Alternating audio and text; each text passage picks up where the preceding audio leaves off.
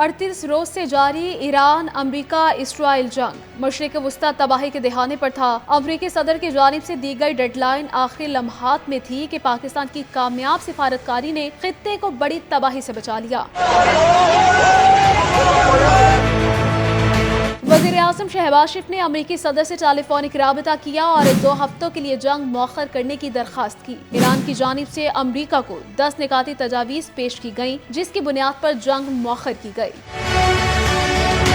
تجاویز میں امریکہ کی جانب سے عدم جارحیت کی ضمانت دینا، آبنائے ہرمز پر ایران کے کنٹرول کو جاری رکھنے کی تجویز، افزودگی کو قبول کرنے، تمام بنیادی اور ثانوی پابندیوں کو ختم کرنے، سلامتی کونسل اور بورڈ آف گورنرز کی تمام قراردادوں کو ختم کرنے، ایران کو معاوضہ ادا کرنے، خطے سے امریکی جنگی افواج کے انخلاء کی تجویز شامل تھی۔